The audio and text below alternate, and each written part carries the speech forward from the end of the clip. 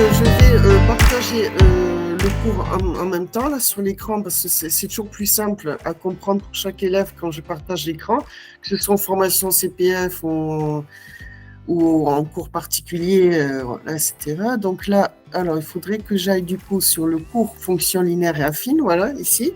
Donc là, de toute façon, ce sont des fonctions. Le point commun, c'est représenté avec des droites dans un repère. Alors, il y a quand même une différence entre les deux. C'est que la fonction linéaire, c'est une fonction de proportionnalité. C'est-à-dire, quand on met f de x égale à x, ben, c'est tout simplement que quand x égale 0, c'est 0 pour son ordonnée, pour son image. L'antécédent 0 a pour image 0. Après, voilà, c'est comme si on achète des barquettes d'œufs. Si une barquette d'œufs, une barquette de 6, elle vaut 2 €. Mais deux barquettes de 6 va avoir 4 €, ainsi de suite. La fonction linéaire est une fonction de proportionnalité. Alors, si le coefficient, on appelle ça A, le coefficient directeur. C'est-à-dire, si A est positif, la droite va être ascendante et elle passe par l'origine du repère, puisque 0, ben, l'image de 0, c'est 0. C'est pour ça que c'est proportionnel. Et ensuite, si le A est négatif, au contraire, la pente, disons la pente de ce qu'on appelle la pente du coefficient directeur de la droite, va être descendante, donc fonction décroissante. Fonction croissante si A est positif, décroissante si A est négatif. Alors que la fonction affine, c'est pareil, c'est une droite, c'est la forme AX plus B. C'est-à-dire quand x égale 0, f de x égale B, en fait. Donc, si je descends, voilà, c'est sa fonction linéaire, elle passe par l'origine. Quand c'est A est positif, ça monte. Quand A est négatif, comme en dessous, ça descend. Donc là, là, on voit que ça descend de 2 carrés à chaque fois. Donc là, c'est y égale moins 2x, normalement. C'est ça, normalement. Ou moins 2 cinquièmes de x, parce que là, c'est de 3 1, à peu près. Donc, les fonctions affines, maintenant. Fonction affine, on prend pour x égale 0, on va avoir y égale b. Donc, ça veut dire que la droite, quand x égale 0, elle va démarrer, enfin, elle va passer par le point de coordonnées, donc 0, mais b. Donc, ça va couper l'axe des ordonnées en b. Si b égale 3, b, l'axe des ordonnées, la droite va passer par l'ordonnée 3 sur l'axe des ordonnées. Ça s'appelle l'ordonnée à l'origine, quand x égale 0, y égale b. Donc, mais bien sûr, la pente de la droite, si on a une fonction linéaire où c'est moins 2x et une fonction affine, on a moins 2x plus 3, la pente, parce que a égale moins 2, va être la même. Par contre, on ne va pas partir du même point, on ne va pas partir de l'origine. Là, on va partir, par exemple, si je montre une droite, on va partir, si B est négatif, on va partir sous le 0. Si B est positif, on va partir au-dessus, dans une ordonnée, si B égale 3, on va partir de là, du 3, 0 et 3. Là, c'est moins 3, donc on part d'en bas. Et comme A est positif, 2 c'est positif, A égale 2, B égale moins 3, B, ça va monter, du coup, et pas descendre comme ici. Voilà, donc si par exemple, là, quand j'expliquais le cours, s'il y a des notions qui ne sont pas comprises et qu'il y a besoin de me demander, évidemment, les questions sont bienvenues avant de montrer un exercice d'application. Donc, s'il y a des questions, vous posez des questions. S'il n'y a pas de questions, je peux montrer l'exercice. Alors, pour l'exercice, je pense que je vais plutôt aller... Alors, peut-être que je vais faire des petits rappels. Alors, peut-être ici, ce sera mieux. Est-ce que vous voyez bien, voilà, l'onglet partagé, là, avec le tableau, là, des fonctions. Oui. Là, on a en fait f de x, c'est 5x plus 2. Alors, c'est quelle forme? Là, c'est pas proportionnel parce que quel que soit x, il y aura toujours le 2 ici derrière. C'est-à-dire, on prend x égale 0, ça va faire 2, si on prend x égale 2, on va avoir 10 plus 2, 12. Donc, ce ne serait pas proportionnel. Mais le coefficient directeur, la fonction croît au même rythme. Donc là, c'est une fonction affine. Voilà. Là, x au carré, on n'y est pas encore. Ce n'est pas le programme de troisième, c'est ni l'une ni l'autre. Après, on a h de x égale 5x. Là, c'est vraiment proportionnel. Sur la forme y égale à x. Donc, linéaire. Attention, là, il y a un piège. Là, vous voyez qu'il y a 7 plus 2x moins 7. On croit que c'est une fonction affine.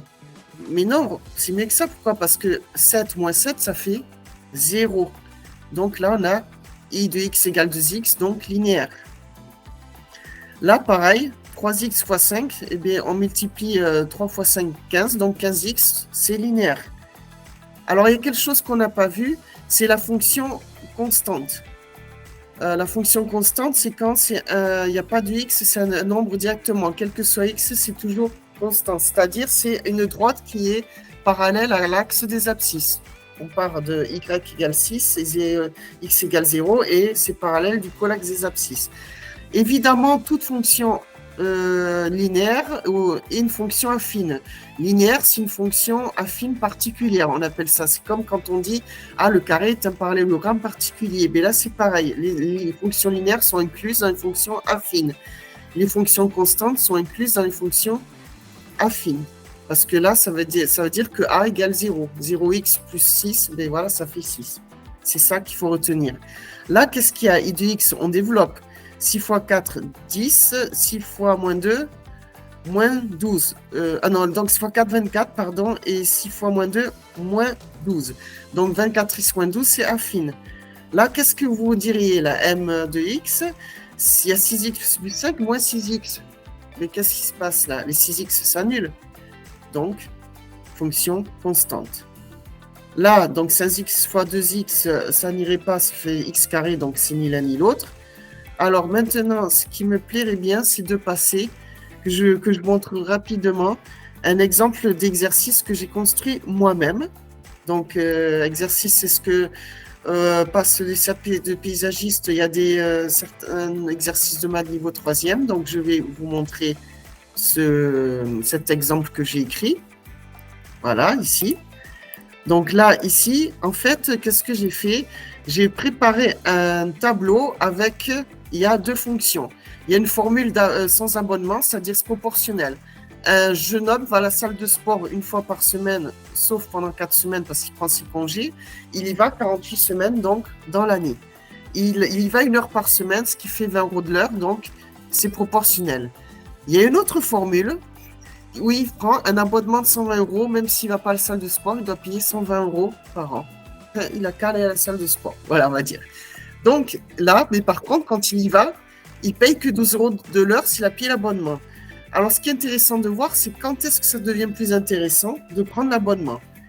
Dans un premier temps, on remplit le tableau, c'est-à-dire on fait la formule proportionnelle. Donc là, 0 fois 20, 0, 4 fois 20, 80, 8 fois 20, 160, 20 fois 20, 400, ainsi de suite. Et là, on va faire avec l'abonnement de 120 €. On va prendre donc 12 fois, on va prendre le nombre d'heures, 12 fois 0 plus 120, ça fait 120. Là, on va faire 4 fois 12, 48, plus 120, donc ça va nous faire 168. Là, 246, il suffit de retrouver la formule.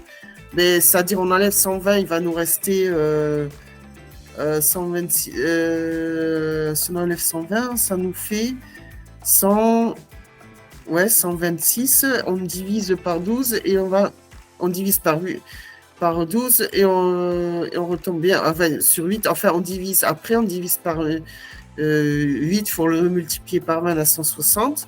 Là, du coup, là, il faut chercher le nombre d'heures et on va diviser par 20 parce que la formule sans abonnement, c'est l'heure de l'heure, donc c'est proportionnel. 240 divisé par 20, ça va faire 12, ainsi de suite, voilà. Là, il faut trouver le nombre d'heures, 510, on enlève 120, il va nous rester 390, on va, voilà, donc diviser par 12 et on va retrouver le nombre d'heures. Donc là, je vais vous montrer la correction directement du tableau, voilà, ici. On avait, alors là, je crois que s'il y a une erreur, c'était du coup 600, c'était du coup 610. Là, c'était pas 510, ça aurait dû être 600 normalement. Parce qu'en fait, ce qui se passe ici, si je reprends bien, alors je reprends le tableau, il est où? Il est là. Non, c'était bien que c'est 480, c'était pas 510, alors c'était 480, j'ai oublié de corriger. On enlève 120, on a 360.